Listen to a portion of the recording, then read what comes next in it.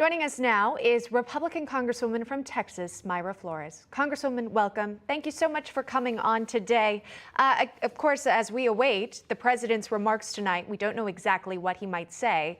But in the past, he's offered some tough criticism for MAGA Republicans, even as of late going as far as to compare them to semi-fascists.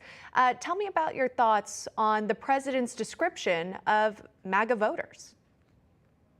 To be honest with you, we need to focus on November and these midterms. I think that he wants to distract America, the American people, for everything that he's doing to destroy our country. He wants us to forget about the high prices, the high electric bill, gas, groceries. The American people are struggling, and he wants everyone to focus on, President Trump. And at the end of the day, this is not a presidential election. We have midterms that we need to focus this November, and we need to take back the House. Look what he has done to our country. This is no longer about Republican versus Democrat. This is about good versus evil.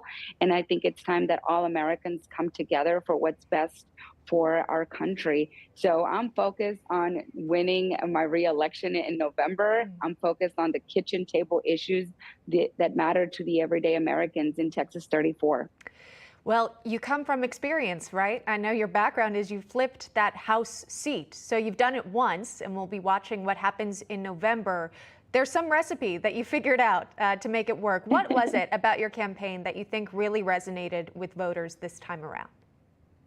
To embrace my values that were instilled in me. I was born in Mexico. I was raised with strong conservative values, and I believe that no political party is worth me forgetting my values. And it really is all about that, embracing who we are, putting God first and family and in the community that we represent. And I resonate with Texas 34. Texas 34 resonates with me where we're meant to be. And I'm just so proud to be representing a district that, puts God first and family. And that is just who we are here in South Texas, to be honest with you. Regardless of politics, we have always been about faith and family. I see. A conversation you can't have with someone from Texas without mentioning what's happening at the southern border, as we know, because this state is dealing with it firsthand when it comes to migrants crossing into this country illegally. The Texas governor, Greg Abbott, he's sending a message about this migrant crisis, and he's sending busloads of migrants into the country, essentially. Again, they're voluntarily entering these buses, but we saw recently that the first one carrying migrants arrived in Texas. This, of course, follows the buses that arrived in New York City and Washington, D.C. But here's Mayor Lori Lightfoot of Texas. Unfortunately, Texas Governor Greg Abbott is without any shame or humanity, but ever since he put these racist practices of expulsion in place, we have been working with our community partners to ready the city to receive these individuals.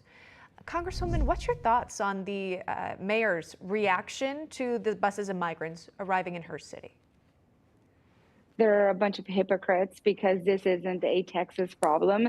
This is something that we are all going through, and we should all be playing a role. They want us to take all the burden in South Texas. We don't have the resources. We don't have the manpower. It's really heartbreaking. What is it going to take for the Biden administration to come to South Texas to see what his policies have done?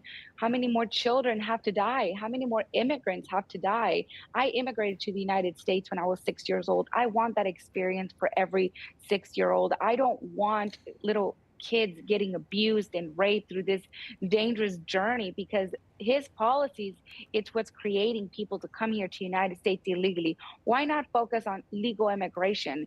If the Democrat Party really cared about immigrants, they would fix the legal process and allow the good people that want to come here to work hard for the American dream and would do it through the port of entry. Why not focus on legal immigration?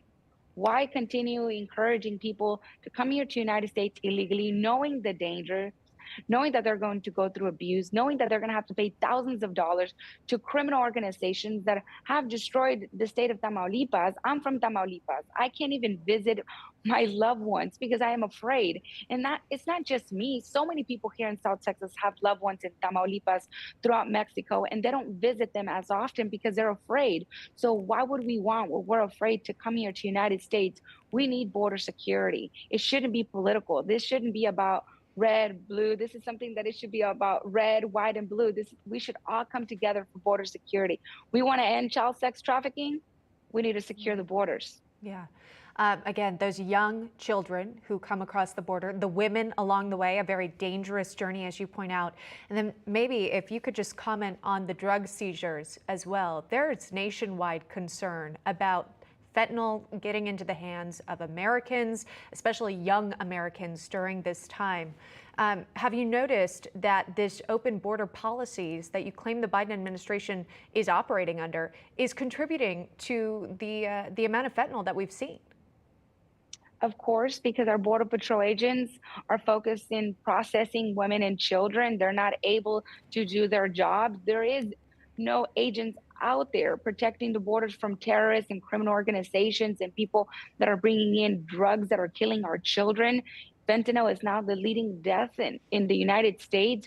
What is it going to take for people to react? Parents, you got to come out and be the voice of your children. They're coming after our children. And we have a serious problem with drug abuse in the United States. And they know that. And that's the reason why they're bringing in drugs, because they know that we have a problem with drug abuse and it's killing the American people. And that is why border security is so important, to allow our Border Patrol agents to focus on the criminal organizations that are bringing in these drugs that are killing our children, that are killing our future. You say you won your seat to represent South Texas because of your faith, your priorities of family and safety as well. And we've noticed this sort of national shift that Hispanic voters might be leaving the Democratic Party and turning to the Republican Party. Have you noticed that within your district? And does that ring true for what you've seen? I see it every day. I see it every day. I talk to the people of Texas 34 on a daily basis, and they are done. They're done with the Democrat Party. The Democrat Party has completely abandoned the Hispanic community. They don't stand for our values, and we're not going to forget about our values for no political party. And the Democrat Party sure is not worth us forgetting how we were raised. All right, we'll leave it right there. Texas Congresswoman Mayra Flores joining us this morning. We appreciate your time, Congresswoman. Thank you so much. God bless you. Thank you so much.